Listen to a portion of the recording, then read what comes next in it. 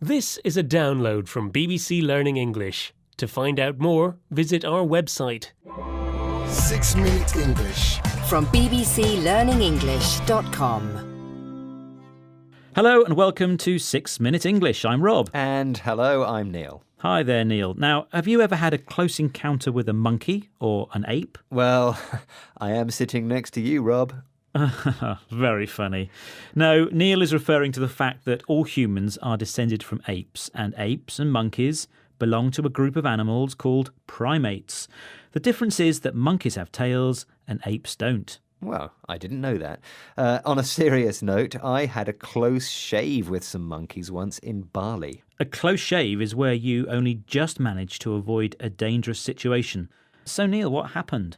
I was walking up a mountain on my own, and suddenly a bunch of monkeys jumped out of nowhere, blocking my path. Oh, goodness. OK, so what did you do? After standing there for ages while the monkeys screeched at me, I turned round and walked back the way I came. OK, if you screech at someone, it means to make a loud, high and unpleasant sound. So the monkeys won that face-off then? Absolutely, yes, they did. And a face-off, by the way, means an argument or fight. Well, today's show is about gibbons and the different sounds they make. Gibbons are small apes that live in Southeast Asia.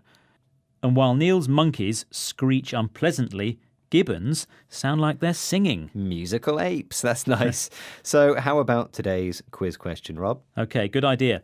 How far can a gibbon's voice travel through the forest? Is it A, 500 metres, B, 1 kilometre, or C, 5 kilometres? Well, I have to guess, and I'm going to say B, 1 kilometre. You've never heard one? Never heard one. OK, well, we'll find out later in the programme whether you're right or wrong.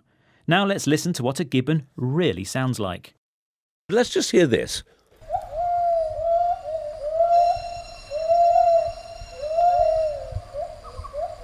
That's an absolutely wonderful, evocative sound, isn't it? Beautiful sound. And what are they doing there then? That is, I said talking to each other. Well, they're singing together. So a male and a female, when they hold a territory together, will sing every morning, what they call a duet. All the groups are surrounded. What we call a duet. Yes. It's quite. Absolutely. And they'll all sing together at the same time, and the whole forest will be alive with this cacophony of song. So the gibbons make an evocative sound.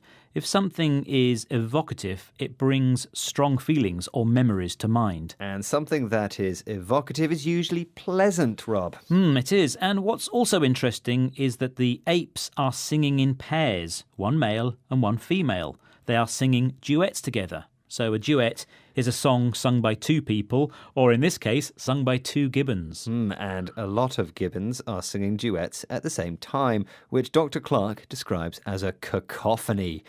Cacophony means a mix of loud noises which often sound out of tune. And that could easily describe us singing together. Let's not do that. But what's the reason for the gibbon duets, Neil? Well, the songs advertise the relationship between the male and the female, and they also help to make clear which territory or bit of land belongs to a pair or group of gibbons. Gibbons also use different sounds to alert or warn other gibbons about danger from predators. These are animals that eat other animals. The gibbons use a quiet hoo-hoo call to communicate that a leopard is nearby, and an even quieter hoo-hoo call for an eagle. You're very good at that, Thank Rob. you. Now let's hear more from Dr. Clark about this. How does he describe language? Yes, so the idea is that if we find things like context-specific calling in non-human primates, it suggests that way back in time, the ancestor that we shared with them also had context-specific calling. So basically it just gives us some clues to the evolutionary roots of complex communication like language.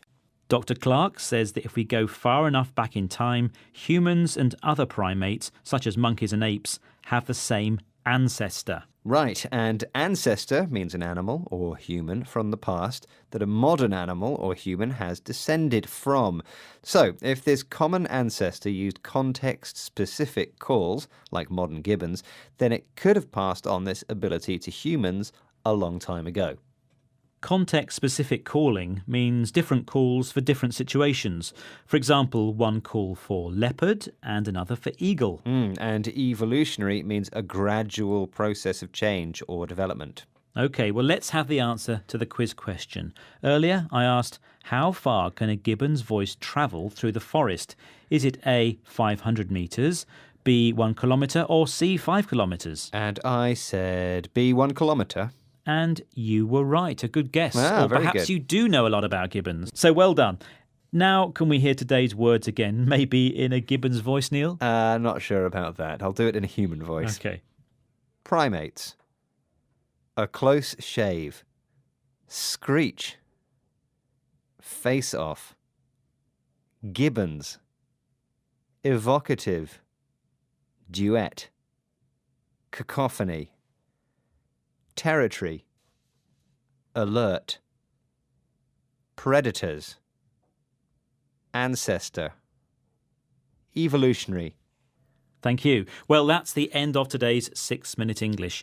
You can hear more 6 Minute English programmes on our website at bbclearningenglish.com. Please join us again soon. Goodbye. Bye. 6 Minute English. From the BBC.